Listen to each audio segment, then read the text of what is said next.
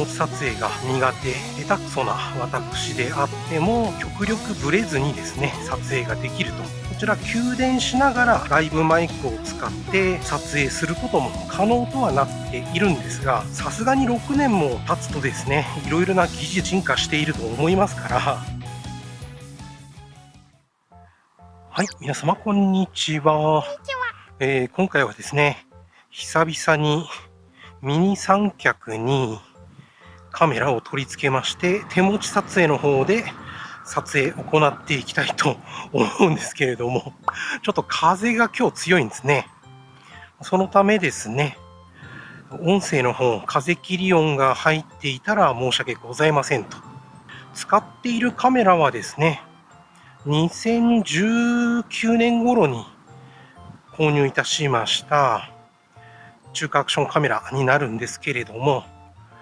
こちらの方はですね、比較的手ブレ補正の方がしっかりと効いてくれる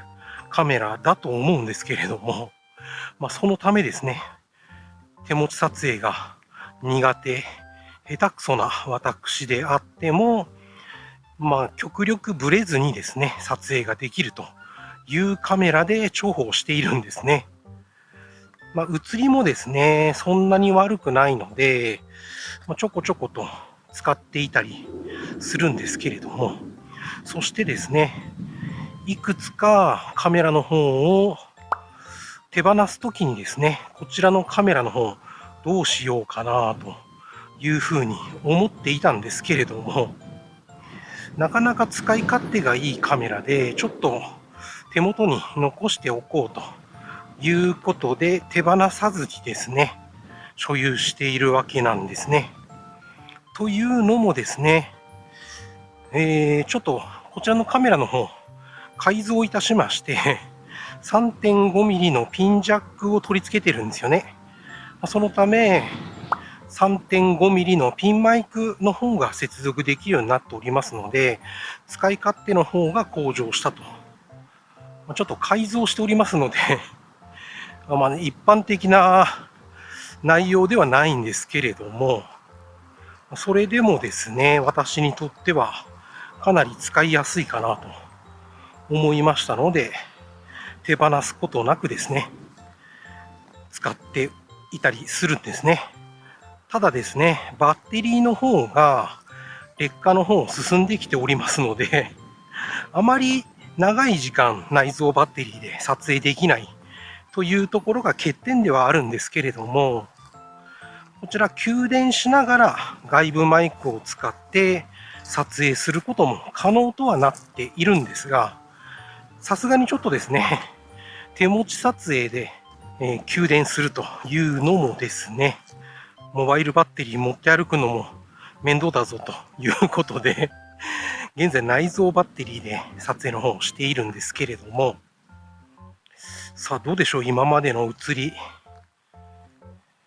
手持ち撮影下手くそな私でも結構安定して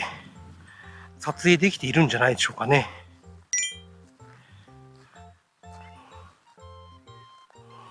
さすがにですね、三大メジャーメーカーのようにビタッと手ブレ補正の方が効かせることはできませんけれども、それでも中華アクションカメラの、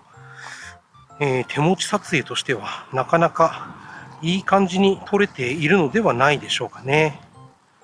これがですね、6年前のカメラになるんですよね。その割には結構手ブレ補正の方効いてくれているんではないかなと思うんですけれども、ここ最近ですね、中華アクションカメラもメジャー3大メーカーの、カメラも新商品の方がですね、ポツポツと出てきておりますけれども、時代を逆行してですね、古いカメラの方を引っ張り出してですね、撮影しているんですが、今の発売されているカメラといいますのは、機能性能はですね、現在発売されている方がいいとは思うんですけれども、ただですね、古いカメラでもこんな感じで撮れるので、現在は歩行撮影しておりますけれども、それ以外にですね、自転車の撮影ですとか、自転車の撮影って自転車を撮るわけじゃなくて自転車の走行動画を撮影したりですね、原付バイクの走行動画を撮影したりですね、しておりますので、そんなに撮れた映像というのは悪くないと思っているんですけれども、これは私の主観になりますので、皆様がですね、映像を見て、そうは思わないという方も当然いらっしゃると思いますので、これはあくまでも私の主観ということをですね、念頭に置いていただければと思いますね。いやー、今日ですね、なかなかにいい天気なんですよね。気温もですね、30度ぐらいになりまして、ちょっと暑いんですけれども、時刻はですね、15時、午後3時になりましたので、太陽の方もですね、ちょっと下がってきておりますから、気温の方もですね、少し落ちてきているのではないかと思いますけれども、風があるのでそんなにひどくはないですけどね。こういうですね、古いカメラを引っ張り出しまして、撮影してですね、なかなかにいい映像が撮れるとですね、新しい中華アクションカメラ購入するのもですね、ちょっと躊躇したりするんですけれども、実際ですね、こちらのカメラよりもよろしくない映像が撮れた場合ですね、ショックが大きいんですね。ああ、失敗したという。ですから、基準となるのが、こういう古いカメラの映像になるんですけれども、さすがに6年も経つとですね、いろいろな技術、進化していると思いますから、こちらよりもいいのではないかというふうに思いますけれどもね。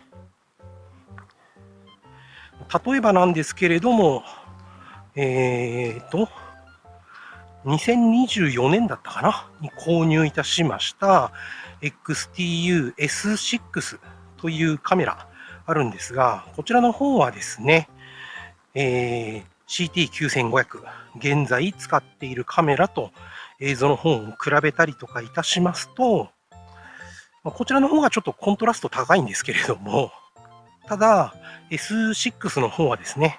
価格も広いですし、いろいろな機能を搭載しておりますので、こういう時にはこういう設定したいなというような設定項目も S6 にはあったりするんですけどね。逆にこちらのカメラの方はですね、そういうことがないだけシンプルなんですけども、ただ意外とこのカメラの写りも嫌いじゃないんですよね。そのままですね、映しますと、ちょっと、コントラストの方が高すぎますので、ソフトウェア、動画編集ソフトの方で補正の方はかけてはおりますけれども、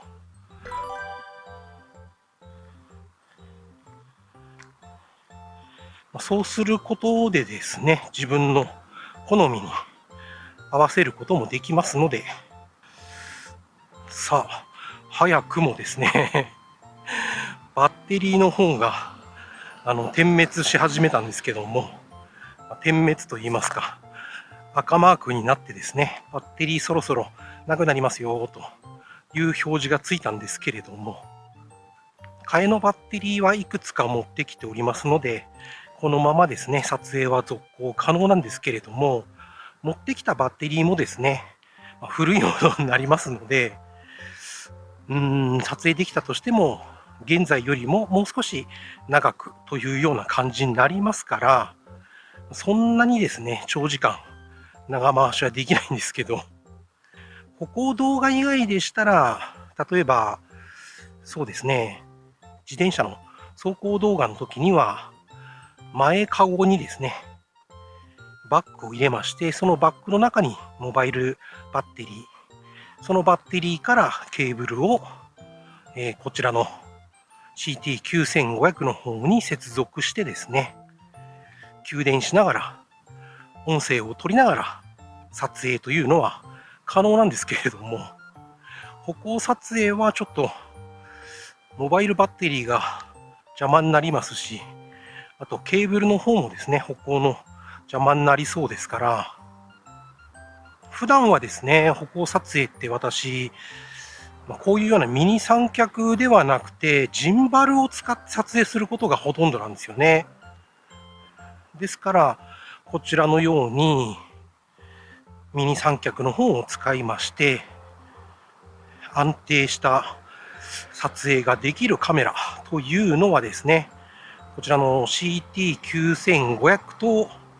あと XTU-S3 という、そちらもですね、かなり手ブレ補正強力なので、歩きながらでも安定した映像を撮れるんですけど、ジンバルの方を使って撮影をすることが多いので、本当にこういう手持ちの撮影というのは久々と言いますか今回の動画はですね、短いと思うんですけれども、たまにですね、こういう風にちょっと引っ張り出してですね、撮影をしないと通電をしてあげないとですね、いきなり気づいていたら、電源が入らなくなっていたと、壊れてしまったということもなきにしもあらずですから、ちょこちょことですね、使っていこうと思いますね。というわけで、本日はこの辺で動画の方終了したいと思います。最後まで見ていただきましてありがとうございました。